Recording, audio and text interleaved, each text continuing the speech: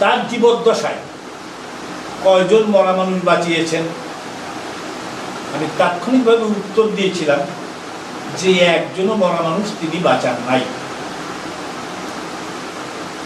তিনি অত ছোট কাজ করেন নাই। ওই একজন মরা মানুষ বাঁচানো, এই ছোট কাজটা উনি করেন নাই। তাহলে একজন মরা মানুষ বাঁচায় নাই, তাহলে সে আল্লাহ তুল্য হয় কি করে, ভগবান তুল্য হয় কি করে? আমি সেদিন বলেছিলাম যে আমার হরিচাঁদ গুরুচাঁদ একজন মরা মানুষ বাঁচায় নাই, তিনি একটা মরা জাতিকে বাঁচিয়েছেন। আমার প্রাণের ঠাকুর শ্রী শ্রী হরিচাঁদ জন্মগ্রহণ করে তিনি মনে মনে একটি দায়িত্ব তার ঘাড়ে তুলে নিয়েছিলেন যে এদের মুক্তি, এদের কল্যাণ, এদের মঙ্গল কিভাবে সাধিত হয়, আমি আমার জীবন দিয়ে আমি সেটি করব।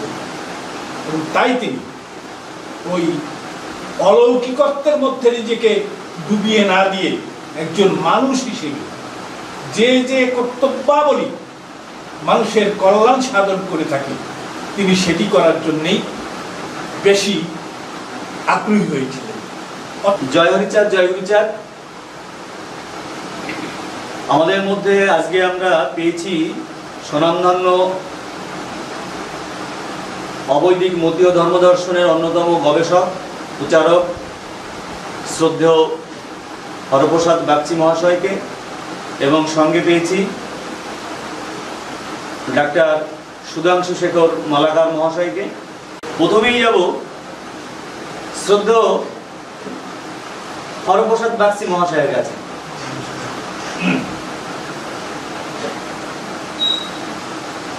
আপনি একজন বিখ্যাত মতীয় ধর্মদর্শন প্রচারকের বক্তা, প্রবক্তা, প্রচারক। হরিচাঁদ ঠাকুর, গুরুচাঁদ ঠাকুরের দর্শনকে প্রতিষ্ঠা পাবার জন্যে যুক্তিবাদী, সমাজ সংস্কার, সারা পৃথিবীব্যাপী আপনার নাম ছড়িয়ে রয়েছে। আজকে আপনাকে আমাদের মধ্যে পেয়ে ধন্য হয়েছি। জয় হরিচাঁদ, জয় গুরুচাঁদ। আজকে আমরা ঠাকুরনগরের সন্নিকটে ভাদুড়িয়া গ্রাম তথা কলোনি রামচন্দ্রপুর গ্রামে নির্মল চন্দ্র বিশ্বাস মহোদয়ের বাড়িতে উপস্থিত হয়েছি, যেখানে আজকে এই কার্যক্রম পরিচালনা করছেন বিশিষ্ট লেখক এবং স্বনামধন্য মতুয়া প্রদীপ কুমার বিশ্বাস মহাশয়। তারই প্রশ্নোত্তরে দুটি কথা বলছি। হরিচাঁদ ঠাকুর মতুয়া ধর্মদর্শন কেন প্রবর্তন করেছিলেন? মতুয়া ধর্ম দর্শন প্রচার এবং প্রসার হিন্দু ধর্ম প্রচলিত হওয়ার অনেক পরে। যে হিন্দু ধর্ম দর্শন বহুকাল আগে থেকে প্রাচীনতম ধর্ম হিসাবে কথিত যে হিন্দু ধর্ম, তার অনেক পরে হলেও হরিচাঁদ ঠাকুরকে কেন একটা নতুন আদর্শ প্রচার করতে হলো, এটি অত্যন্ত ভাববার বিষয়। এবং এই নতুনের আগমন কেন ঘটল, এটাও একটা চিন্তার বিষয়। ধর্ম প্রতিষ্ঠিত হতে গেলে সেই ধর্মের একজন প্রতিষ্ঠাতা লাগে। ধর্মের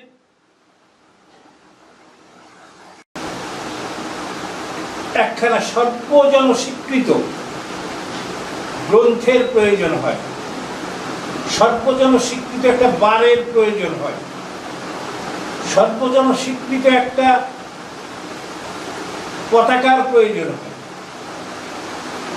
এরকম বেশ কিছু বৈশিষ্ট্যের সমন্বয়ে, যেমন 4টি বৈশিষ্ট্যের মাধ্যমে একটা রাষ্ট্র গঠিত হয়। যেমন সুনির্দিষ্ট ভূখণ্ড, জনসমষ্টি, সরকার এবং সার্বভৌমত্ব। এই চারটি বৈশিষ্ট্যের একটি বৈশিষ্ট্যও যদি বাদ থাকে তাহলে সেটা রাষ্ট্র হিসেবে পরিগণিত হতে পারে না। তেমনি একটা ধর্ম হিসাবে পরিগণিত হতে হলে তারও বেশ কিছু বৈশিষ্ট্য, যেগুলো কিছু কিছু আমি উল্লেখ করলাম, এগুলো থাকা একান্ত প্রয়োজন।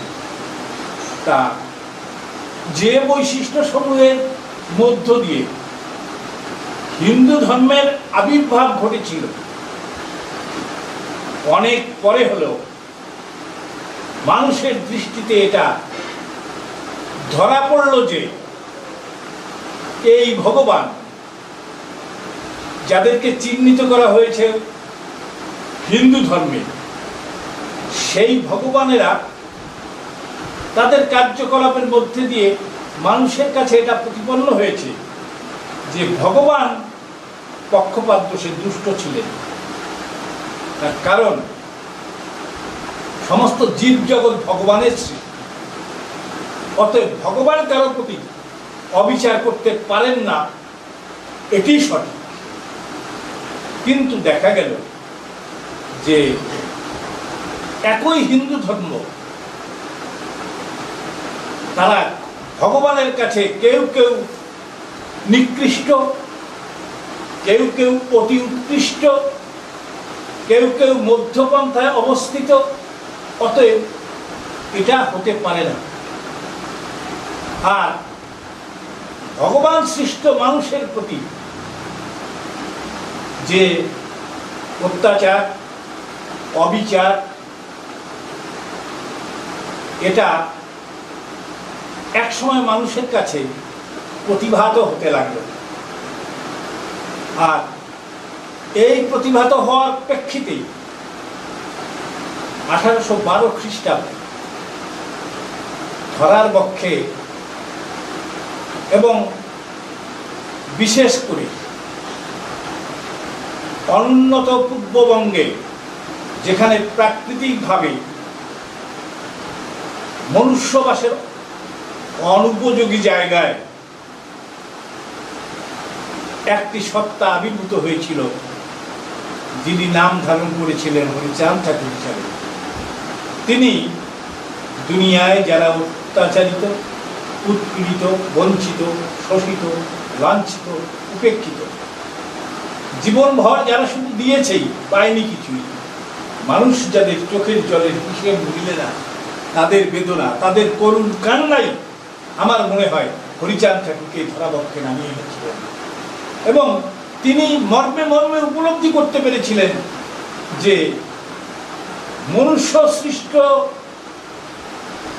যে অবিচার, অত্যাচার, এটি এক শ্রেণীর মানুষকে সমস্ত অধিকার থেকে বঞ্চিত করে কতিপয় মানুষের স্বার্থ সিদ্ধির যন্ত্র হিসেবে ব্যবহৃত হোক, এটা হরিচাঁদ মনের প্রাণে মেনে নিতে পারেননি। আমাদের হিন্দু ধর্ম দর্শনে অবতারবাদকে স্বীকার করা হয়েছেও। সেই অবতারবাদীরা তাদের কার্যকলাপ বিশ্লেষণ করলে দেখা যায় যে এই অবতারেরা এক শ্রেণীর মানুষের প্রতি বিন্দুমাত্র সহৃদয়তা পোষণ করেননি, অমানবিক ছিলেন তাদের প্রতি। এবং যে অত্যাচারিত, নিপীড়িত, বঞ্চিত মানুষের মধ্যে জন্মগ্রহণ করেছিলেন আমার প্রাণের ঠাকুর শ্রী শ্রী হরিচাঁদ, জন্মগ্রহণ করে তিনি মনে মনে একটি দায়িত্ব তার ঘাড়ে তুলে নিয়েছিলেন যে এদের মুক্তি, এদের কল্যাণ, এদের মঙ্গল কিভাবে সাধিত হয়, আমি আমার জীবন দিয়ে আমি সেটি করব। এবং তাই তিনি ওই অলৌকিকত্বের মধ্যে নিজেকে ডুবিয়ে না দিয়ে একজন মানুষ হিসেবে যে যে কর্তব্যাবলী মানুষের কল্যাণ সাধন করে থাকে, তিনি সেটি করার জন্যেই বেশি আগ্রহী হয়েছিলেন। অতএব সেই যুগে, সেই সময়ে হিন্দুইজমের যে দর্শন, বর্ণবাদ, মানুষে মানুষে বিভাজন, ব্রাহ্মণ্যবাদ এবং মানবতাকে দ্বিধা বিভক্ত করে এক অবর্ণনীয় বেদনার সঞ্চার করেছিলেন, তার থেকে মুক্তি দেওয়ার জন্যই হরিচাঁদ ঠাকুরের আবির্ভাব সেদিনে একান্তভাবে প্রয়োজন হয়ে পড়েছিল। আর সেই সময় যদি হরিচাঁদের মতো একজন মহামানবের আবির্ভাব না ঘটত, তাহলে ওই আমি কিছুদিন আগে আমার ইউটিউবে একটা বক্তব্য প্রকাশিত হয়েছে, সেখানে আমাকে প্রশ্ন করেছিলেন বাংলাদেশের বিএনপি পার্টি আগৈলঝাড়া থেকে নির্বাচিত একজন এমপি, তিনি মুসলিম, নাম তার জহিরুদ্দিন স্বপন। তিনি আমাকে প্রশ্ন করেছিলেন, দাদা আমি ছোটবেলা থেকে দেখছি আপনি আমাদের বরিশাল পুরো এলাকায় এই হরিচাঁদ গুরুচাঁদ এর উপরেই আপনি খুব পাগল হয়ে মানে বিভিন্ন সময় বিভিন্ন অনুষ্ঠানে যোগদান করেছেন। আচ্ছা, আপনারা কি, আমরা যেমন আল্লাহকে বলি অ্যাবসলিউট, আপনারাও কি মনে করেন যে হরিচাঁদ ঠাকুর, গুরুচাঁদ ঠাকুর আপনাদের ধর্মীয় ক্ষেত্রে অ্যাবসলিউট? আমি বলেছিলাম এটা ভাবলেও অত্যুক্তি হবে না। তোমরা যেমন আল্লাহকে বিশ্বাস করো, আমরাও তেমন হরিচাঁদ ঠাকুর এবং গুরুচাঁদ ঠাকুরকে বিশ্বাস করি। তুমি মনে মনে ধরে নিতে পারো যে আমাদের কাছে এ দুইজন আল্লাহ সমতুল্য। তা জহিরুদ্দিন স্বপন আমাকে প্রশ্ন করেছিল, দাদা আপনাদের এই আল্লাহ, অর্থাৎ আমাদের দৃষ্টিতে আল্লাহ, আপনাদের দৃষ্টিতে ভগবান, এই ভগবান তার জীবদ্দশায় কয়জন মরা মানুষ বাঁচিয়েছেন? আমি তাৎক্ষণিকভাবে উত্তর দিয়েছিলাম যে একজনও মরা মানুষ তিনি বাঁচান নাই। তিনি অত ছোট কাজ করেন নাই, ওই একজন মরা মানুষ বাঁচানো এই ছোট কাজটা উনি করেন নাই। তাহলে একজন মরা মানুষ বাঁচায় নাই, তাহলে সে আল্লাহ তুল্য হয় কি করে, ভগবান তুল্য হয় কি করে? আমি সেদিন বলেছিলাম যে আমার হরিচাঁদ গুরুচাঁদ একজন মরা মানুষ বাঁচায় নাই, তিনি একটা মরা জাতিকে বাঁচিয়েছেন। তখন বলল সে কেমন? আমি বললাম যে এই হরিচাঁদ গুরুচাঁদ ঠাকুরের জন্ম যদি না হতো আমাদের এই জনগোষ্ঠীর মধ্যে, তাহলে পৃথিবীর বুক থেকে একটা জনজাতি চিরতরে হারিয়ে যেত। আমার নাম হরপ্রসাদ বাগচি আছে, আমি হরপ্রসাদ বাগচি থাকতাম না, আমার নাম হামিদুল্লাহ হতো, আর না হলে আমার নাম ফ্রান্সিস গোমেজ হতো। অর্থাৎ হয় আমি খ্রিস্টান হয়ে যেতাম, না হয় আমি মুসলিম হয়ে যেতাম। অতএব এই যে আমার ধর্ম বা জাতি বিসর্জন দিতে হতো, আমাকে কনভার্টেড হতে হতো, সেদিন অবশ্যই হতে হতো যদি হরিচাঁদ ঠাকুর এবং গুরুচাঁদ ঠাকুর আমাদের মধ্যে না আসতেন।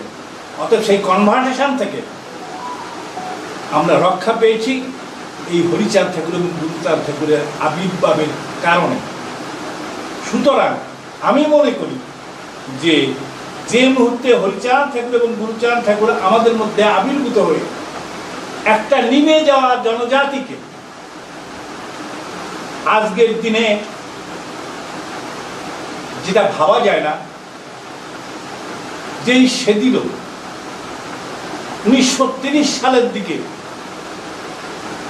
সমগ্র ভারতবর্ষের পিছিয়ে পড়া জনগোষ্ঠীকে নিয়ে একটা তালিকা হয়েছিল, যে তালিকাটা শিডিউলড হিসাবে চিহ্নিত। 36টি জনজাতি সমভাবে পিছিয়ে পড়া, এই 36টি জনজাতিকে একটা তালিকাভুক্ত করা হয়েছিল। কিন্তু সবাই ধারণা করতেছিল যে সকলের তো এক হারেই একই 19 আর 20 হয়তো বা পিছিয়ে ছিল, কিন্তু একটা জনজাতি তাদের মধ্যে এত উন্নতি কেন হলো, কি জন্য হলো? এটি পরিসংখ্যান দিতে গিয়ে এই সত্যটি বেরিয়ে এসেছিল যে ওই 36টি জাতির মধ্যে একই সময়ে যদিও বা তাদের এনলিস্টেড করা হয়ে থাকে, কিন্তু এই 36টি জাতি সমান হারে উন্নয়নের দিকে অগ্রসর হতে পারে না। তার মধ্যে একটি জনজাতিকে স্পেশালি চিহ্নিত করা হয়েছে, যেটি নমশূদ্র জনগোষ্ঠী, যারা শিডিউল কাস্ট হিসাবে চিহ্নিত। তারা অন্যান্য সমগ্র জাতির মধ্যে ওই 36টার মধ্যে এরা স্পেশালি অনেকে এগিয়ে গেছে। তা জিজ্ঞেস করা হয়েছিল যারা পরিসংখ্যানবিদ, যে একই দিনে এদেরকে লিস্টেড করা হলো সমান অবস্থান থেকে, অথচ আর কোনো জাতি এত স্বল্প সময়ের মধ্যে এত উন্নতি করতে পারে নাই, অথচ এই নমশূদ্র জাতি কেন এত উন্নত হয়ে গেল ইন অল রেসপেক্ট। তার মানে শিক্ষায়, দীক্ষায়, অর্থনীতিতে, ধর্মে, সমস্ত কিছুতে তারা অনেক বেশি উন্নত হয়ে গেছে।